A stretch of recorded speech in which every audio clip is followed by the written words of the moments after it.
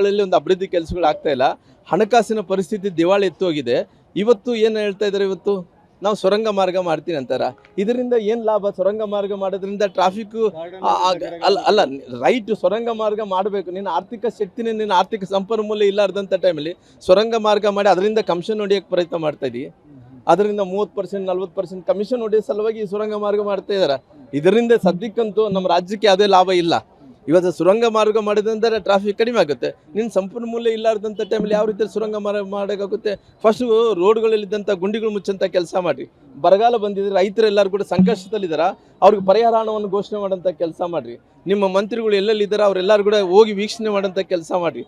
ಆತ್ಮಹತ್ಯೆಗಳು ಮಾಡ್ಕೊತಾ ಇದ್ದಾರೆ, ಅಂಥವ್ರನ್ನ ಧೈರ್ಯವನ್ನು ತುಂಬುವಂಥ ಕೆಲಸ ಮಾಡಲಿ. ಇವತ್ತು ಇವೆಲ್ಲ ಕೂಡ ಹಣ ಇಲ್ಲ ಅಂತೇಳಿ ಯಾರು ಕೂಡ ಹೋಗ್ತಾ ಇಲ್ಲ. ಸುಮ್ಮನೆ ಏನೋ ಗೆದ್ದಾರ ಅಂತೇಳಿ ಇವತ್ತು ಯಾರು ಕೂಡ ಕ್ಷೇತ್ರದಲ್ಲಿ ಹೋದ್ರಿಂದ ಜನರು ಕಲ್ಲುಗಳು ತೊಗೊಂಡು ಹೊಡೆಯಂಥ ಪರಿಸ್ಥಿತಿಯಲ್ಲಿದ್ದಾರೆ. ಇಂಥ ಪರಿಸ್ಥಿತಿಯಲ್ಲಿ ಸುರಂಗ ಮಾರ್ಗ ಯಾರಿಗೂ ಬೇಕಾಗಿದೆ? ಸ್ವಲ್ಪ ನಿಧಾನ ಮಾಡೋಣ, ಏನಷ್ಟು ಅವಸರ ಇಲ್ಲ, ನಿಧಾನಾಗಿ ಮಾಡೋಣ. ಇವತ್ತು ಇದರದಲ್ಲಿ ಕೂಡ ಹಣ ಹೊಡಿಬೇಕಂದೇಳಿ ಪ್ರಯತ್ನವನ್ನು ಕೂಡ ಮಾಡೋಂಥ ಕೆಲಸ ಆಗ್ತದೆ.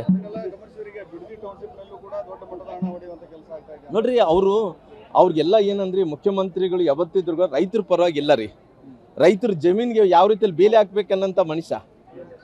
ಅವರು ರಿಯಲ್ ಎಸ್ಟೇಟ್ ಬಂದಿರಿ. ಆ ರಿಯಲ್ ಎಸ್ಟೇಟ್ ಮಂದಿಗೆ ರೈತರ ಸಂಕಷ್ಟ ಏನು ಗೊತ್ತಾಗುತ್ತೆ? ಇವತ್ತು ಬಿಡದಿದಲ್ಲಿ ಇವತ್ತು ಟೌನ್ಶಿಪ್ ಮಾಡೋಕೆ ಹೊಂಟಾನ್ರಿ.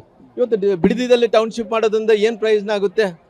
ಇವತ್ತು ನಮ್ಮ ಉತ್ತರ ಕರ್ನಾಟಕಕ್ಕೆ ಬಂದು ಯಾವುದೊಂದು ಟೌನ್ಶಿಪ್ ಮಾಡಿದರೆ ನೀವು ಮುಖ್ಯಮಂತ್ರಿ ಆಗಿದ್ದಕ್ಕೋಸ್ಕರವಾಗಿ ನಮ್ಗೆ ಉಪಯೋಗ ಆಗಿತ್ತು ಅಂತೇಳಿ ತಿಳ್ಕೊಬೋದು. ಇವತ್ತು ಬಿಡದಿಯಲ್ಲಿ ಅಲ್ಲಿ ಟೌನ್ಶಿಪ್ ಮಾಡೋದ್ರಿಂದ ಅಲ್ಲಿ ಡೆವಲಪ್ಮೆಂಟ್ ಆಗೋದ್ರಿಂದ ಅಲ್ಲಿ ಬೆಂಗಳೂರದ ಹತ್ತಿರದಲ್ಲಿರೋಂಥ ಊರುಗಳು ಅಲ್ಲಿ ಇವತ್ತಿಲ್ಲ ನಾಳೆ ಡೆವಲಪ್ ಆಗೇ ಆಗ್ತಾವ. ಒಂದು ಅಭಿವೃದ್ಧಿ ಕೆಲಸಗಳು ಆಗ್ತಾ ಇಲ್ಲ. ಹಣಕಾಸಿನ ಪರಿಸ್ಥಿತಿ ದಿವಾಳಿ ಎತ್ತೋಗಿದೆ. ಇವತ್ತು ಏನು ಹೇಳ್ತಾ ಇದ್ದಾರೆ, ಇವತ್ತು ನಾವು ಸುರಂಗ ಮಾರ್ಗ ಮಾಡ್ತೀನಿ ಅಂತಾರ.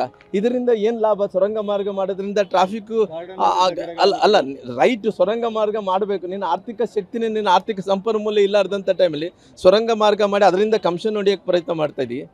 ಅದರಿಂದ 30% 40% ಕಮಿಷನ್ ಹೊಡೆಯೋ ಸಲುವಾಗಿ ಈ ಸುರಂಗ ಮಾರ್ಗ ಮಾಡ್ತಾ ಇದ್ದಾರೆ. ಇದರಿಂದ ಸದ್ಯಕ್ಕಂತೂ ನಮ್ಮ ರಾಜ್ಯಕ್ಕೆ ಯಾವುದೇ ಲಾಭ ಇಲ್ಲ. ಇವತ್ತು ಸುರಂಗ ಮಾರ್ಗ ಮಾಡಿದಂದ್ರೆ ಟ್ರಾಫಿಕ್ ಕಡಿಮೆ ಆಗುತ್ತೆ. ನಿನ್ನ ಸಂಪನ್ಮೂಲ ಇಲ್ಲಾರ್ದಂಥ ಟೈಮಲ್ಲಿ ಯಾವ ರೀತಿ ಸುರಂಗ ಮಾಡೋಕ್ಕಾಗುತ್ತೆ? ಫಸ್ಟು ರೋಡ್ಗಳಲ್ಲಿದ್ದಂಥ ಗುಂಡಿಗಳು ಮುಚ್ಚಂಥ ಕೆಲಸ ಮಾಡಿರಿ. ಬರಗಾಲ ಬಂದಿದ್ರೆ ರೈತರೆಲ್ಲರೂ ಕೂಡ ಸಂಕಷ್ಟದಲ್ಲಿದ್ದಾರೆ. ಅವ್ರಿಗೆ ಪರಿಹಾರ ಹಣವನ್ನು ಘೋಷಣೆ ಮಾಡೋಂಥ ಕೆಲಸ ಮಾಡಿರಿ. ನಿಮ್ಮ ಮಂತ್ರಿಗಳು ಎಲ್ಲೆಲ್ಲಿದ್ದಾರೆ ಅವರೆಲ್ಲರೂ ಕೂಡ ಹೋಗಿ ವೀಕ್ಷಣೆ ಮಾಡೋಂಥ ಕೆಲಸ ಮಾಡಿರಿ. ಆತ್ಮಹತ್ಯೆಗಳು ಮಾಡ್ಕೊತಾ ಇದ್ದಾರೆ, ಅಂಥವ್ರನ್ನ ಧೈರ್ಯವನ್ನು ತುಂಬುವಂಥ ಕೆಲಸ ಮಾಡಲಿ. ಇವತ್ತು ಇವೆಲ್ಲ ಕೂಡ ಹಣ ಇಲ್ಲ ಅಂತೇಳಿ ಯಾರು ಕೂಡ ಹೋಗ್ತಾ ಇಲ್ಲ. ಸುಮ್ಮನೆ ಏನೋ ಗೆದ್ದಾರ ಅಂತೇಳಿ ಇವತ್ತು ಯಾರು ಕೂಡ ಕ್ಷೇತ್ರದಲ್ಲಿ ಹೋದ್ರಿಂದ ಜನರು ಕಲ್ಲುಗಳು ತೊಗೊಂಡು ಹೊಡೆಯಂಥ ಪರಿಸ್ಥಿತಿಯಲ್ಲಿದ್ದಾರೆ. ಇಂಥ ಪರಿಸ್ಥಿತಿಯಲ್ಲಿ ಸುರಂಗ ಮಾರ್ಗ ಯಾರಿಗೂ ಬೇಕಾಗಿದೆ? ಸ್ವಲ್ಪ ನಿಧಾನ ಮಾಡೋಣ, ಏನಷ್ಟು ಅವಸರ ಇಲ್ಲ, ನಿಧಾನಾಗಿ ಮಾಡೋಣ.